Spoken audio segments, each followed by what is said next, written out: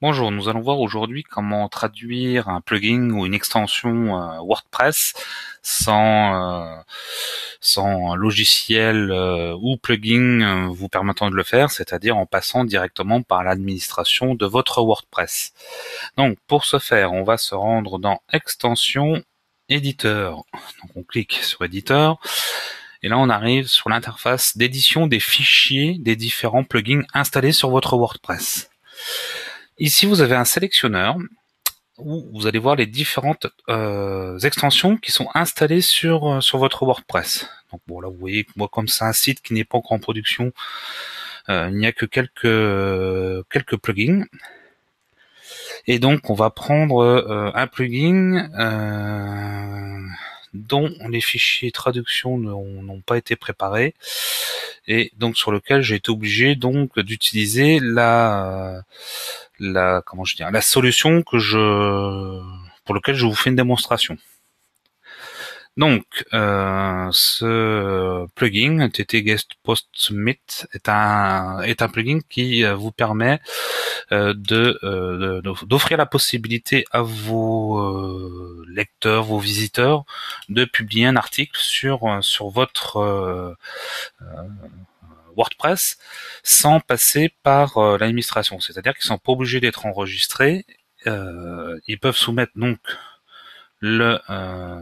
l'article et remplir quelques champs. On voit ici. Bon, on va pas faire le tour du plugin. C'est pas le but du jeu. Et voilà, ce plugin, il est malheureusement disponible qu'en anglais. Donc tout ce que vous voyez ici, c'est en français, mais parce que je l'ai traduit moi-même. Et donc vous voyez qu'il reste les deux boutons, Reset et Submit Post, qui restent malgré tout en anglais. Et donc ces deux boutons-là, on va s'efforcer de les traduire. Donc on est bien dans TT Guest Post Submit, pardon. Et donc là, on va faire une recherche. Alors vous voyez qu'on a plusieurs fichiers. Donc il peut être possible que vous ayez à chercher dans la totalité des fichiers avant de trouver votre expression. Donc là, on avait dit, on recherche quoi? Reset. Donc on va regarder dans le premier fichier qui a priori le fichier principal, et donc on devrait trouver facilement, je pense. Donc on fait un CTRL F, pardon, après avoir placé le curseur dans le fichier lui-même, c'est-à-dire ici, dans le cadre. CTRL F, et donc on va chercher reset. Voilà. Et donc là on valide, et on voit que en fait on a 5 expressions reset. Et bon là par contre c'est facilité, puisque sur les 5, il n'y en a qu'une seule avec la majuscule. Là, on peut bien vérifier que c'est bien avec une majuscule. Donc, ça va être bien celui-ci. Par contre, si ça avait été avec une minuscule, vous voyez qu'on a plusieurs possibilités, et c'est là où il y a risque d'erreur. Et donc, c'est la raison pour laquelle je vous conseille de n'utiliser cette façon de faire pour traduire vos extensions que si vous n'avez pas d'autre moyen de le faire. Voilà. Donc reset, on va le traduire, puisque reset c'est réinitialiser. Donc hop, on va mettre réinitialiser et on va enregistrer. Alors avant d'enregistrer, j'ai oublié de vous dire, je vous conseille vivement de faire une copie de vos fichiers avant de faire des changements comme ça, hein. Donc faites bien une copie de vos fichiers. Par la même occasion, faites une sauvegarde de votre base de données. Ça ne coûte rien et ça peut toujours servir en cas de crash.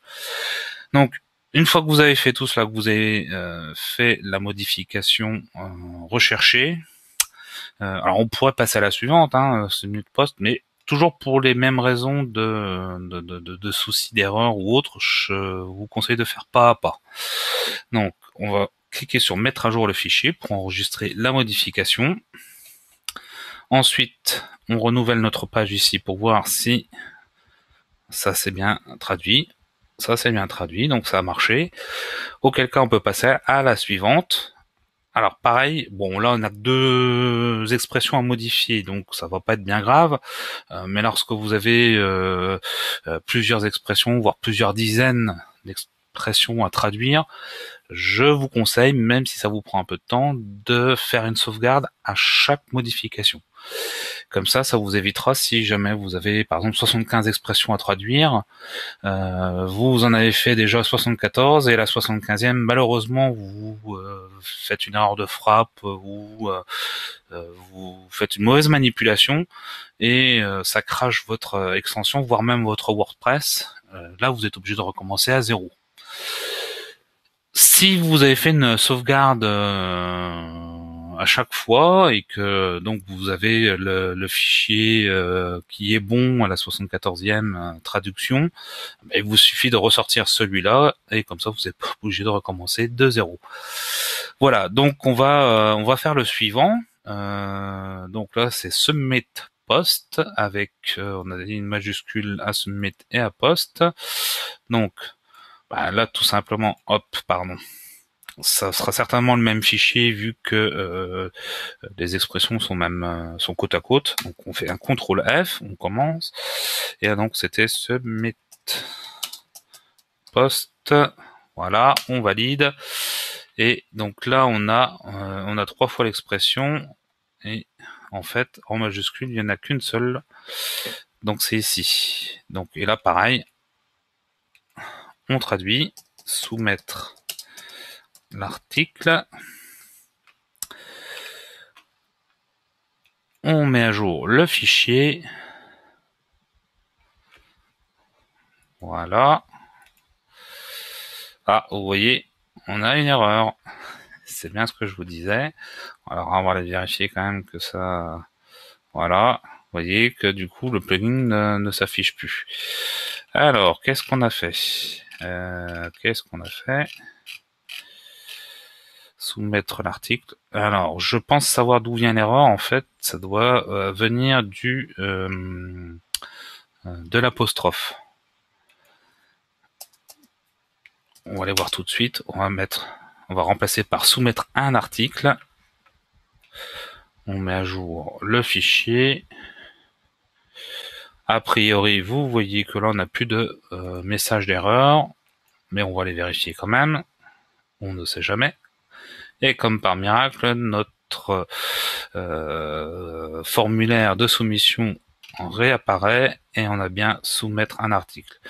Donc vous voyez, c'est très facile de faire une erreur et en plus, comme là on n'a pas de fichier de traduction préparé, l'encodage n'est pas prévu pour recevoir le langage français avec tout ce qui est accent, apostrophe et autres signes particuliers du codage de notre langue. Vous voyez d'ailleurs que ici, titre de l'article, j'ai été obligé de supprimer l'apostrophe.